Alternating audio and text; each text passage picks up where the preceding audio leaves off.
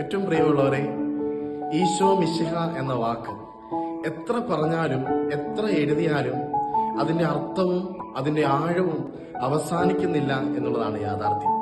He was born to dye.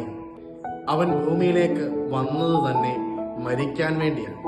ഞാനും നിങ്ങളും ഈ ഭൂമിയിലായിരിക്കുന്നത് ജീവിക്കാൻ വേണ്ടിയാണെങ്കിൽ എൻ്റെ ഈശോ ഈ ഭൂമിയിലേക്ക് വന്നത് എനിക്കും നിങ്ങൾക്കും വേണ്ടി മരിക്കാൻ വേണ്ടിയാണ്.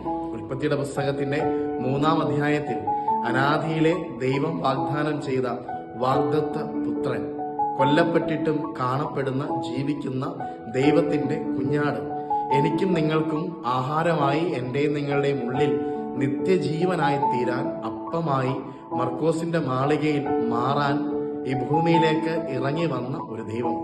ഇത്രത്തോളം ഒരു സ്നേഹം ഞാനും നിങ്ങളും അനുഭവിക്കുന്നുണ്ടെങ്കിൽ ഈ ഭൂമിയിലെ നിസ്സാരമായ വേദനകളും ദുഃഖങ്ങളും ഉറ്റവരും ഉടയവരുമൊക്കെ ഇട്ടിട്ടു പോകുന്ന സങ്കടങ്ങളും ഒന്നും എന്നെ നിങ്ങളെയും അലട്ടാൻ പാടില്ല. കാരണം ഈശോ കൂടെയുള്ള ദൈവമാണ്. അവൻ ഇമ്മാനുവേലാണ്, കൂടെ വസിക്കുന്ന ദൈവമാണ്. അവൻ എന്നെയും നിങ്ങളെയും കരുതുന്നത് പോലെ കരുതാൻ മറ്റാർക്കും സാധ്യമല്ല.